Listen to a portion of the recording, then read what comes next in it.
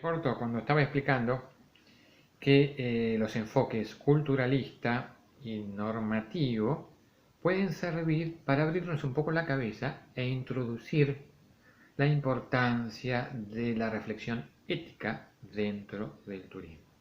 Si bien la definición que yo he dado con anterioridad de la Organización Mundial del Turismo sobre lo que es un turista tenía un enfoque económico espacial, hay que reconocer que el Código de Ética Mundial del Turismo, hecho por la Organización Mundial del Turismo, introduce el enfoque culturalista y el enfoque normativo de una manera taxativa. De modo que si queremos tener una visión ética del turismo, podemos partir perfectamente del Código de Ética Mundial del Turismo. Hay que profundizar los principios que en el código se describen, profundizarlos y analizarlos, pero como punto de partida quiero mencionarlos muy brevemente. El Código de Ética Mundial del Turismo menciona la importancia del turismo para el entendimiento entre los hombres y los pueblos, lo importante que es para el desarrollo personal y colectivo. El turismo entendido como posibilidad de desarrollo sustentable y sostenible. Evidentemente, para mantener el nivel de vida que tenemos los hombres modernos, necesitamos de las actividades económicas, pero muchas veces esas actividades traen aparejados efectos indeseables, por ejemplo en materia de ecología. El turismo ofrece la posibilidad de eventualmente transformarse en una industria limpia si se reflexiona sobre el particular y si se adoptan las medidas correspondientes. Otro principio que enarbola el Código de Ética Mundial del Turismo es el derecho de las personas al turismo. Evidentemente, si el turismo trae aparejado tantos beneficios para las personas y las sociedades, habrá que luchar para que la mayor cantidad posible de personas y sociedades tengan acceso al turismo, entendido en este caso como un derecho. También el código hace hincapié en las obligaciones de los agentes, de las empresas que participan, los consumidores que participan en la actividad del turismo. Habla de la libertad de desplazamientos. Evidentemente, las empresas, asociaciones y los estados firmantes de este código y los estados que se manejan en el ámbito de la Organización Mundial del Turismo deben naturalmente tener una actitud recíproca para permitir que los visitantes de los diferentes países se desplacen en el propio país y que las maravillas del propio país sean más o menos accesibles en términos de libertad de movimiento para que todo el mundo las pueda apreciar, dadas las restricciones naturales de la realidad. También el turismo, según el código, puede ser interesante para la preservación del patrimonio cultural. Imagínense un sitio arqueológico que está enterrado o semienterrado, que es de muy difícil mantenimiento. Si se promueve el turismo, para que el turismo visite ese sitio, se puede desenterrar, mantener, conservar y estudiar mejor ese sitio, que de otra manera necesitaría de una cantidad de dinero dado por el Estado, por ejemplo, que sería imposible por ahí de sostener. Entonces, el turismo tiene esa ventaja también. Y finalmente, el código hace hincapié en los derechos de los trabajadores. Piensa, por ejemplo, en los trabajadores que tienen que trabajar en la playa, en los hoteles en verano, pero después se quedan sin trabajo. Advierte que deben ser contempladas sus necesidades. Y también habla de los derechos de las empresas, porque si una empresa establece un emprendimiento y hace una inversión muy importante, tiene que tener una tasa de retorno que se da con el tiempo y hay que respetar las inversiones en ese sentido. Si no, evidentemente el turismo no es sostenible desde ese punto de vista. Todos estos principios y estas normas están descritas perfectamente en el Código de Ética Mundial que elaboró la Organización Mundial del Turismo.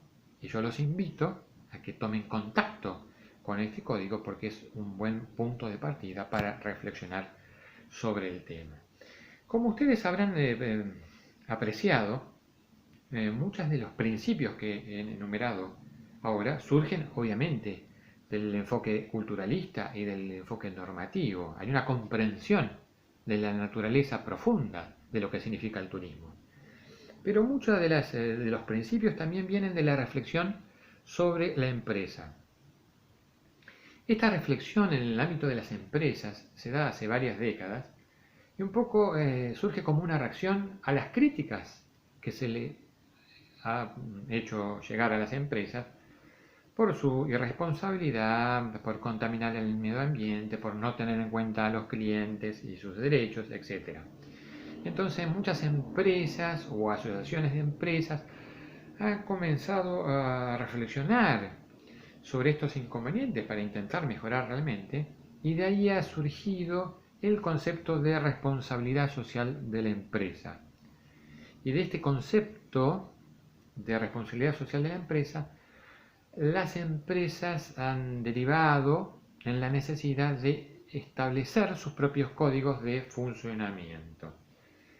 Y han surgido los códigos por empresa, han surgido los códigos por conjunto de empresas, han surgido los códigos de ética, porque de esto estoy hablando, que se refieren a entidades más globales, por ejemplo la de la Organización Mundial del Turismo, que nuclea, como dije en un video anterior, a empresas, a asociaciones e inclusive a los estados.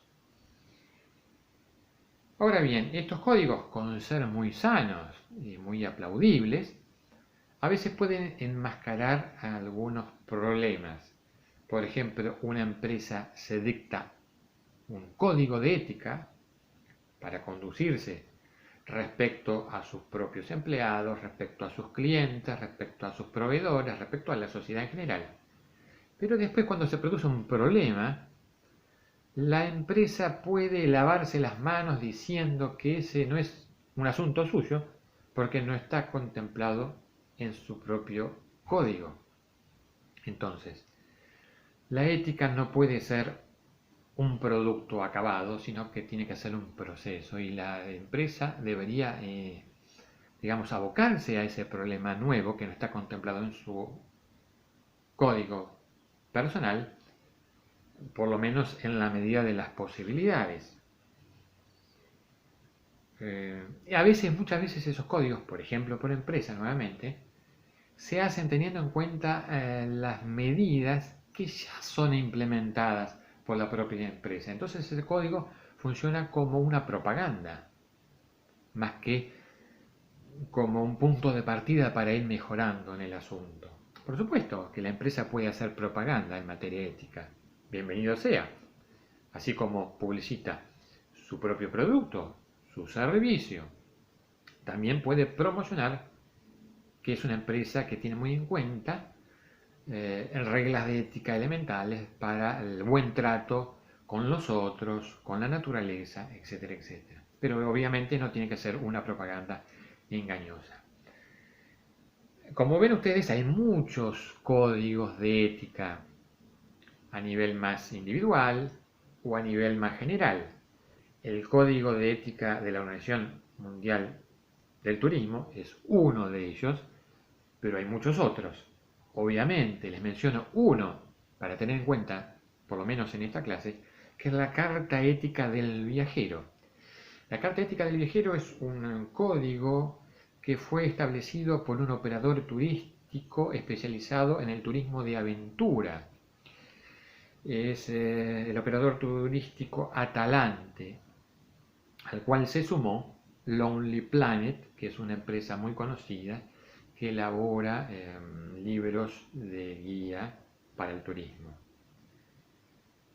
Ellos establecieron un lema en esta carta ética del viajero, que justamente, como su nombre lo dice, está pensado para brindar algunas reglas de comportamiento que tienen que tener en cuenta los visitantes cada vez que visitan, naturalmente, un sitio arqueológico, un sitio natural, una sociedad distinta, etc. El lema es: no existen malos viajeros. Lo que existen son viajeros que desconocen las reglas. Esta es una frase para tener en cuenta, para empezar a pensar a partir de ella, qué implicancias éticas se pueden considerar. Este es el inicio del curso. ¿Cuál es la conclusión? Que vale la pena tener un curso de ética del turismo específico. Segunda conclusión, un buen punto de partida es el Código de Ética Mundial de la Organización Mundial del Turismo. Hay que leerlo, hay que leer sus principios y hay que leer los comentarios que los expertos hacen de esos principios, porque se pueden sacar numerosas ideas para aplicar el día de mañana en la propia empresa, cuando uno sea agente de turismo o si ya lo es. Y la tercera conclusión que puedo sacar es la utilidad del concepto de responsabilidad social de la empresa. Hay mucha bibliografía en este sentido que se ha producido para pensar el problema ético desde el punto de vista de la empresa. Hay que conseguir esa bibliografía, leerla, estudiarla e intentar aplicarla en la vida diaria en el ámbito del turismo. Primera lección, vamos a tener varias otras lecciones, pero en todas vamos a intentar introducir el problema de la ética en el ámbito del turismo.